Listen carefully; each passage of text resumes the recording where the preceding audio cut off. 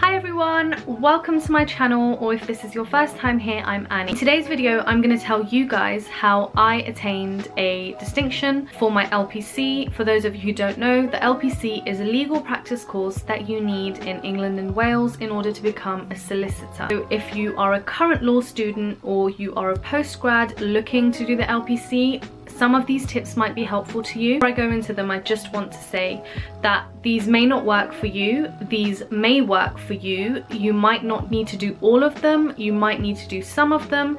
Everyone is different. These things really helped me to achieve the distinction that I did, and I wish someone had told me earlier, because in my first semester I didn't get the results that I wanted. In my second semester I turned it all around and I got that distinction. Anyways, just know that I know it's hard. It's super difficult. Like the LPC, it's another level. It's like a game changer. And it's not because it's hard, but I felt like it was because of the volumes. Obviously at undergraduate level you are told to read excessive amounts. And let's be real, not everyone does the reading. But for LPC level, if you don't do the reading, you're not going to make it. You have to do the reading. It's like a given. My little notebook here, and it says, always believe that something wonderful is about to happen, because we always need to spread that positivity. And I'm going to keep it real with you guys. I've made notes. I've made notes on the stuff that I want to share with you. And the first note that I made is that you need to complete your reading. If not all, then most of your reading before your lecture. I know this can be hard because a lot of people either work full-time jobs, they have part-time jobs with a lot of hours, or they have responsibilities at home. Like, everyone's situation is different, but you need to prioritize your reading, otherwise you're not making the most out of the LPC. You're paying so much money, and most times people don't even get funding for that. So for example, me, I had to pay that out of my pocket. So I felt more urged to complete my reading and make sure that I was getting my money's worth. I didn't spend £10,000 out of my pocket to not do the reading and to not do the work and compromise my future at the end of the day. So what I did was I did my reading, and at the same time I made notes on my reading. I made sure to highlight the key points, and then I accumulated notes at the end of my reading to well verse myself before any lecture, or we had workshops, so that if I did have any questions I'd ask the tutor and I could clarify that within my lesson, and then make a note of that so I could have a better understanding on the topic. So I'd really suggest that you do that, because that really helped me. It took me a while to realise that, not gonna lie. The reading for the LPC is excessive. You have to read perhaps 50 pages for one topic or one area of law before your lecture, and if you didn't do it, quite often you'd be the one in the class sitting there confused. That being said, you also don't want to be that person who looks at their textbook for the first time in the exam, because trust me, it's not a nice sight to see. Tutors always said that to us, and I found that so scary and I found it daunting, but I witnessed that. I saw people looking hella confused. And I tell you, hella confused. There were people in that exam that were crying because they hadn't read the textbook before.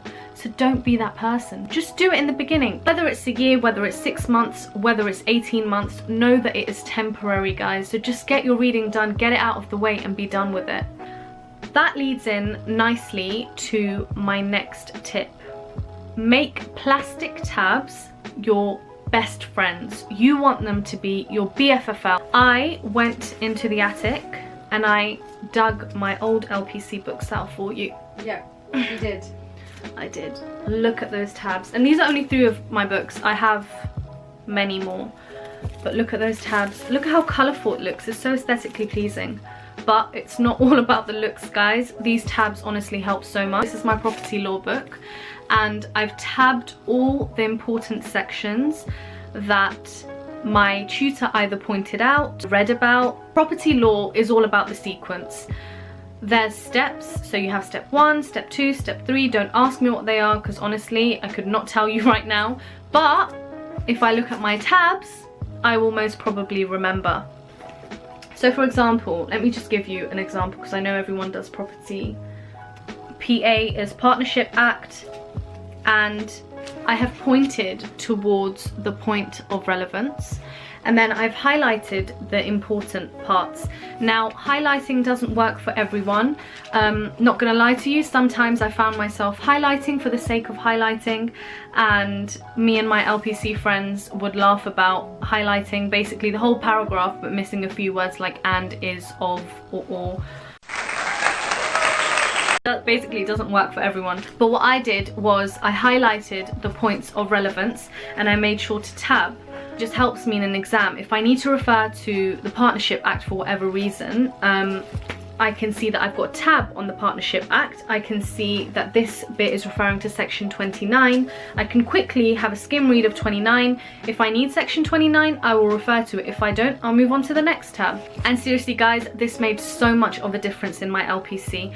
I think tabbing really helps you to get to know the book. You really need to know your book before the exam. You need to like visualize it in your head. You need to make sure that you've highlighted the correct parts. You need to make sure that you make references to the right parts. Don't be scared to get your book dirty. A real law student will have notes all over their book, and trust me when I tell you that writing over my book, my brand new property law book, gave me a lot of anxiety, a lot of stress, but it also helped me achieve that distinction. So also I recommend plastic tabs because weather conditions won't ruin them basically. That being said, apart from all the reading, for things like solicitors' accounts, you need to practice the questions. And when you first come across solicitors' accounts, it's dreadful. It's horrible.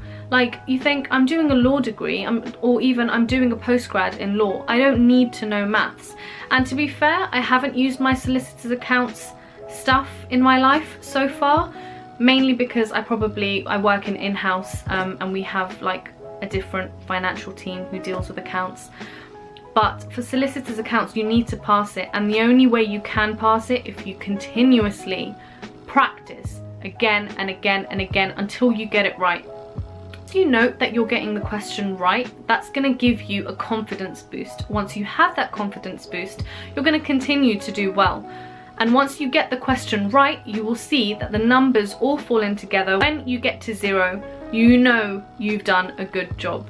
So make sure you practice, and I promise you it will make perfect. You will get it in the end. I practiced a lot and I got 87 in the end, and I wasn't expecting that at all. But there you go, practice does make perfect. And the last tip, do not compromise your sleep or your food. Make sure you eat well, make sure you exercise well, make sure you drink a lot of water.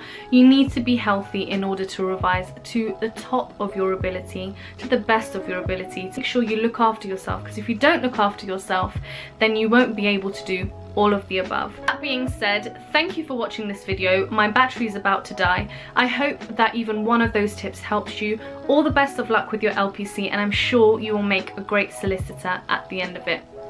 If you like this video, give it a thumbs up, make sure you comment down below, and if you have any questions about the LPC, let me know. I'll see you guys soon. Bye!